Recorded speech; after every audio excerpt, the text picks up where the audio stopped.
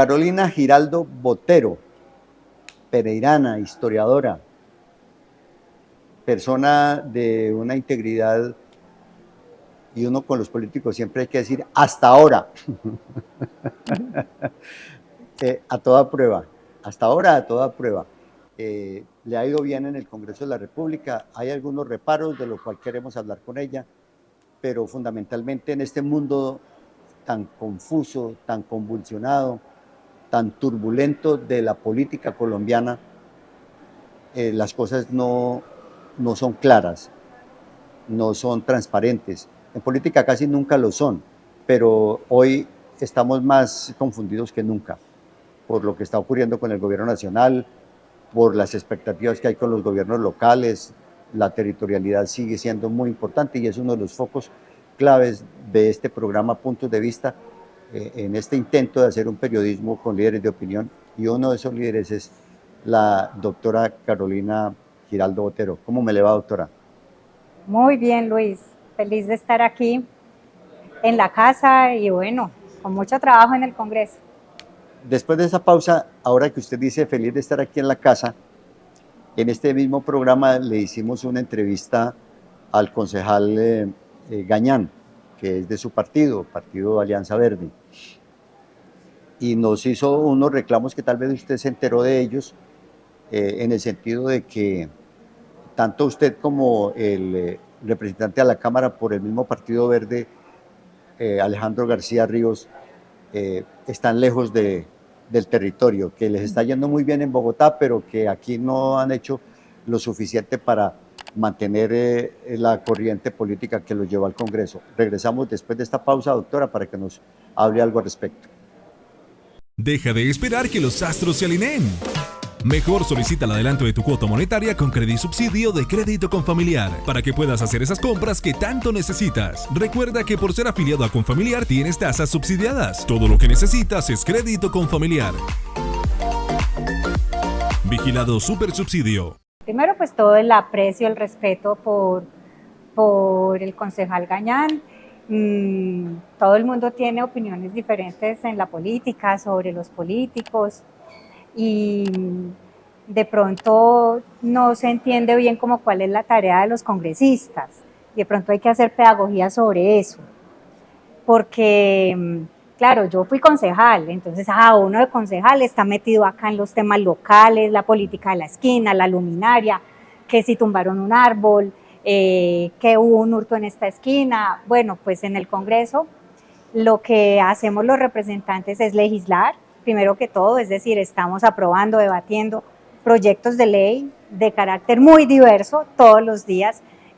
A veces tenemos 27, por ejemplo, proyectos de ley en una sola plenaria. Nos toca aprender un poquito de todos esos proyectos de ley, sentar una postura sobre ellos, sobre energía, sobre construcción, sobre ambiente, sobre las mujeres, sobre millones de temas, seguridad que hay en el país. Y también a estar pendientes de hacer el control político que hacemos pues por nuestras capacidades y demás, a los entes nacionales, a los departamentales y locales también.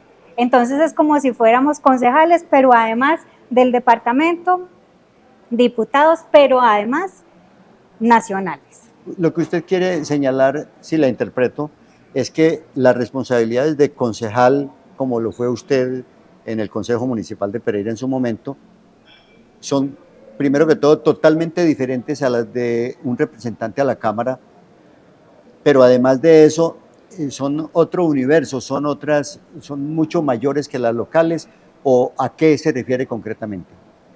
Nos toca ser concejales, diputados, congresistas, senadores, hacer la tarea por todos. Entonces, claramente es mucho más grande lo que toca abordar en el Congreso, cosa que pues cuando uno es concejal tiene unas entidades que son poquitas a las que hay que hacerles control político, recibir los informes y demás. Es una tarea mucho más acotada, pero en el caso de nosotros como representantes tenemos todos los proyectos de ley de todo el país y lo que hacemos es legislar para todo el país. No podemos legislar solamente para Risaralda, aunque yo tengo unos proyectos de ley que sí tienen un muy fuerte arraigo, que salen precisamente para soluciones, para generar soluciones para Risaralda y para todo el país. Entonces la tarea es muy diferente. Y lo otro es que la gente cree que los representantes estamos para prometer aquí un puente o entonces que aquí se haga esta vía, y lo que hacemos es seguimiento a los recursos, y lo que hacemos es sí decirle al gobierno nacional, por encima de la mesa lo hago yo, estas son las necesidades de mi departamento. Eso yo lo hago todo el tiempo. ¿Ustedes no ejecutan? Nosotros no tenemos presupuesto para ejecutar, ¿no? Claro que no. Eso lo hace el gobierno nacional. Y al gobierno nacional es al que hay que decirle también, ¿ustedes les han cumplido a Risaralda? ¿Sí o no? Nosotros, yo estoy haciendo esa tarea todo el tiempo, yendo a las entidades, diciéndoles, ojo, ¿qué está pasando con esto? En este proyecto, ¿cómo vamos? ¿Esta plata si se está invirtiendo bien o no se está invirtiendo bien? Esa es mi tarea. Bueno, no tienen presupuesto para ejecutar, pero tienen los llamados cupos indicativos. Pero, por ejemplo, yo no estoy en la conversación de los cupos indicativos, porque esa es una conversación de los corruptos, y eso tiene que quedarle muy claro a la audiencia. Lo de los cupos indicativos es corrupción. ¿Qué son los cupos indicativos? Es lo que vimos que terminó metiendo hoy a la picota a Iván Nami, por ejemplo, o al señor Calle. Es decir, que es que usted recibe esta plata que para o estas campañas o tales proyectos, y a cambio de qué, de su voto para tal reforma o para tal proyecto de ley. Mi voto nunca ha sido negociado, mi voto no es negociable, a mí no me meten en esas conversaciones porque saben que así no es como yo actúo de manera programática, hacemos un análisis juicioso con mi equipo en la UTL, y entonces vemos, este proyecto de ley le sirve al país, no le sirve al país, hagámosle estos aportes. Tal vez soy de las congresistas que más aportes hacen a los proyectos de ley. No solamente tengo mis proyectos de ley propios, de los cuales soy autora o coautora, sino que a muchos proyectos de ley de otros congresistas le estamos todo el tiempo haciendo adiciones en proposiciones, que muchas me las avalan para mejorar los proyectos de ley. O sea, usted no maneja cupos indicativos como lo ha manifestado, y veo que está aprovechando esta oportunidad porque yo no sabía.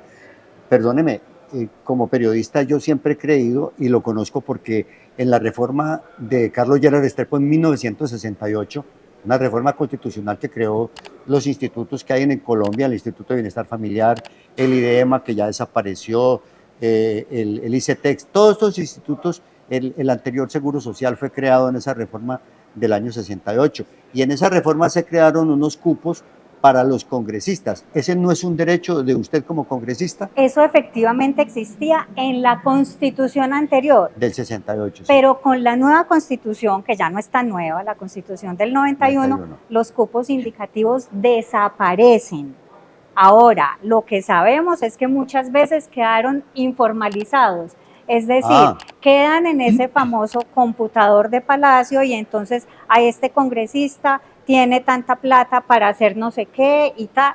A mí, mi nombre no lo van a encontrar en ese computador. Usted fue concejal. En los consejos también, en las relaciones con los alcaldes ¿existe ese computador de Palacio? También existía. Cuando yo era concejal me consta que existía, y me consta porque me decían incluso quienes trabajaban en la alcaldía, usted es la única concejal que no aparece en el computador. ¿Y eso qué significa si lo estuviera escuchando como lo está viendo una persona aquí en el programa Puntos de Vista? Bueno, eso significa que soy una persona que no funciona a punta de mermelada, que soy una persona que no se deja comprar, que soy una persona que, por ejemplo, mire lo que acaba de pasar con transfugismo. Yo no voté transfugismo cuando pasó por Cámara, y si hubiera pasado Senado y hubiera vuelto a Cámara, yo no lo hubiera votado, porque yo no estoy de acuerdo en legislar a favor mío, con mis intereses particulares. Yo creo que lo que tenemos que hacer los legisladores es tener en cuenta los intereses generales, lo que le conviene a la gente. ¿Transfugismo es sinónimo de corrupción? Transfugismo es sinónimo de abuso de poder. Y eso es corrupción. Es una manera abuso de poder es corrupción. Es una manera de corrupción. Pero sorprende entonces que una persona como la doctora Marilén Castillo, de rectora universitaria, que fue la candidata a la vicepresidencia de Rodolfo Hernández, que pertenece a la Liga Anticorrupción, sorprende que haya sido la ponente de ese proyecto en el Senado de la República. Y muchos otros. La verdad es que fue casi que un milagro que finalmente se hundiera ahora en el Senado, porque ese proyecto de ley iba avanzando con mucha fluidez. Y si hubiera llegado a Cámara, a lo mejor habría pasado por Cámara, porque la verdad es que en Cámara había pues mucha gente interesada en que pasara, y éramos más bien unos pocos los que estábamos diciendo, eso no es bueno para la democracia, ¿cómo vamos a legislar para mí? Ahora bien, entonces dicen, es que cada vez que dicen, bajémosle el sueldo a los congresistas, cosa que yo he apoyado siempre, desde mucho antes de ser congresistas, y recogí muchas firmas para eso en la consulta anticorrupción que yo coordiné en Risaralda, ahí sí dicen, es que no podemos legislar porque es que tiene que ver con nosotros, y ahí sí se hacen los locos. Entonces, si es para un beneficio propio, donde hay un claro conflicto de interés, para eso sí estaban todos listos, o estuvieron muchos listos a decir, sí, hagámosle al transfugismo, pero cuando se trata de pasar la ley para disminuir el salario de los congresistas, que claramente no es un beneficio, ahí sí se hacen los locos. Queda en el tapete un tema muy delicado en relación con su partido, el Partido Verde, que está al borde de la división. No sé si todavía siguen caminando en ese territorio, en ese terreno minado, pero el hecho de que el anterior presidente del Congreso de la República, el senador Iván Name, esté hoy en la cárcel de La Picota, hoy, al momento de esta grabación, doctora Carolina, usted lo sabe, está ya ya está señalado nada más y nada menos que por la Corte Suprema de Justicia como una persona que representa un peligro para la sociedad. Que digan eso desde la Corte Suprema de Justicia para un miembro del Partido Verde, para un expresidente del Congreso de la República, es de lo peor que le puede pasar a la política, ¿sí o no? Después de esta pausa, por favor. El robo de energía no solo es un delito, es una amenaza mortal. Cuando se manipula energía sin conocimiento, se puede desencadenar una descarga letal, acabando con vidas en un instante. No permitas que la imprudencia se convierta en tragedia. Si tienes una conexión ilegal, denúnciala a tiempo. Llama al 322-896-6935 y reporta de manera anónima. Energía de Pereira, un mensaje de Energía de Pereira. Totalmente de acuerdo. Es que la corrupción no se puede tolerar, venga de donde venga. Y sí, en mi partido yo creo que debería asumir una responsabilidad política también, no solamente por las actuaciones de Name, sino ahí tenemos a Sandra Ortiz también involucrada y otras personas. Ahora, también hay que decir, no solamente son personas del Verde quienes han salido involucradas en este escándalo de la Unidad Nacional de Gestión del Riesgo, en donde yo he hecho denuncias, que más tarde espero poderles contar, relacionadas con Risaralda, sino de otros partidos. Por ejemplo, Calle, expresidente de la Cámara. Es que son el expresidente del Senado y el expresidente de la Cámara quienes están hoy capturados. Es muy grave, como mensaje para el país es absolutamente grave. ¿Todo por qué? Por esas componendas que hacen supuestamente o presuntamente para esos sobornos para luego pasar las reformas o tener plata para las campañas, y son esas prácticas políticas que son las mismas de los cupos indicativos con las que yo no compagino y que pues afortunadamente he podido hacer mi trabajo en el Congreso sin estar metida en esa conversación. Doctora Carolina, usted es sobrina de un gran personaje de Pereira. Yo le tengo un profundo respeto y una admiración inmensa al doctor Guillermo Botero Mejía, economista, filósofo, fue candidato a la alcaldía, fue representante a la Cámara, una gran persona, además muy respetado en el territorio. Usted tiene sangre Botero, Mucha. Y mucha, dice que usted es un fosforito, que no se acerca mucho porque pronto se incendia, es cierto, que usted se calienta muy fácil. Quiero finalizar esta parte de la entrevista, después de esta pausa, por favor, doctora Carolina, para que usted me diga si le puede llegar a ocurrir lo mismo que al doctor Guillermo Botero con el paso del tiempo. No lo sabemos, pero es una presunción.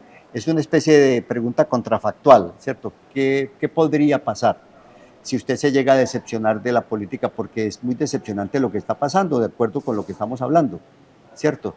después de esta pausa me dice si usted podría llegar a decepcionarse de la política y dedicarse como historiadora, que es a escribir libros de historia, por ejemplo.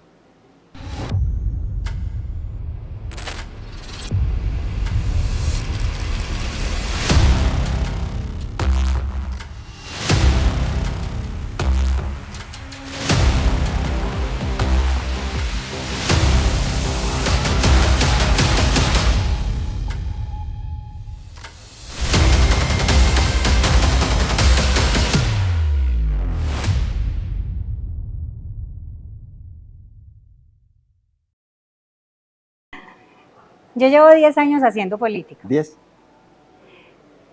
Parecen mucho, pero antes de hacer política hacía otras cosas. Ajá. Entonces sé que puedo hacer otras cosas y sé que mi vida puede estar en otros lugares y sé que desde otros lugares uno puede también ayudar a diferentes transformaciones. Entonces yo no soy de esas personas que dicen es que me aferro a estar en la política. No, tampoco. Ajá. Y mi tío, pues mi único tío, toda la admiración y el cariño y es una persona brillante. Hey. Y he aprendido mucho con él. No hacemos política juntos, nunca hemos hecho política juntos, pero pues por supuesto tenemos unas grandes conversaciones y unos grandes análisis que él me ayuda a hacer. Pero están en contacto. De vez en cuando, sí, de vez en cuando estamos en contacto. ¿Usted lo consulta? ¿Es un oráculo para usted? No. A veces cuando él sabe de temas específicos, por ejemplo, de IP Conexión Centro, que son temas que él ha estudiado. Sí, mucho. Pues yo consulto a las personas que han estudiado los temas, entonces en ese caso consulto a mi tío, pero en realidad en términos políticos yo no, pues he tomado mis decisiones por mi lado. Pero a lo mejor me pasa lo mismo. Sí, de pronto. De pronto, sí, o de pronto no, todavía no se sabe.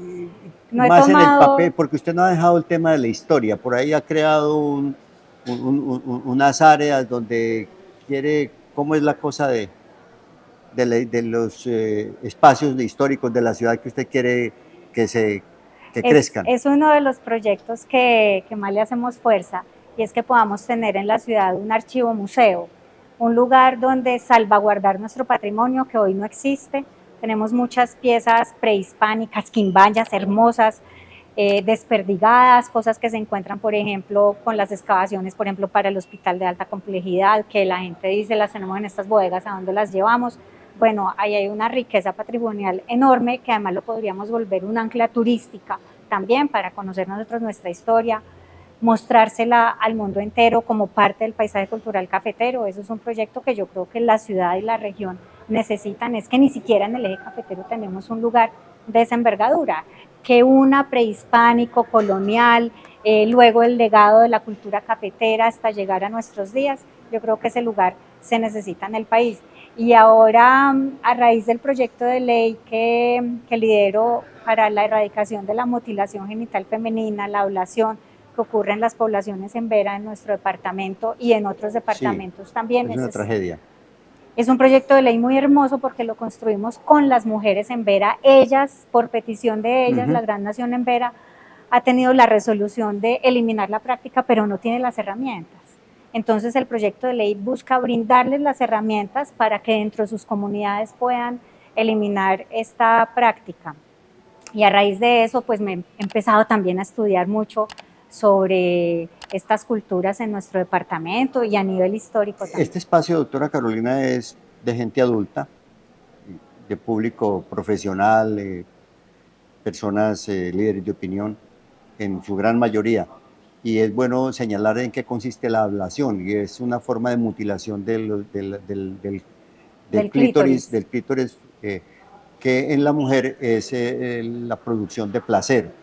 En los indígenas machos, el machismo de los indígenas a lo largo de la historia, ellos han evitado o no quieren que la mujer sienta placer. ¿Esa es la idea? Yo creo que es un poco más complejo que eso. ¿Más profundo? Hay unas creencias en las culturas, por ejemplo, que cuando la niña crece, el clítoris puede llegar a formarse como un pene y entonces dejaría de Sí. ser niña y se volvería niño. Entonces son creencias que tienen en estas culturas, y este es un proyecto de ley que hacemos con profundo respeto, pero además junto con las comunidades. De la mano de las comunidades. De la mano de las comunidades, en donde las mismas mujeres son quienes nos han dicho: es que sabemos que las niñas están muriendo, porque hemos tenido casos de bebés Sí. que mueren cuando les hacen la práctica, tienen una hemorragia, tienen una terrible. infección. Entonces, sobre todo aquí se trata de salvar la vida y la salud de las niñas, y que luego ellas puedan crecer y ojalá ser felices, mejorar su calidad de vida. Con la doctora Carolina Giraldo Botero queremos seguir dialogando.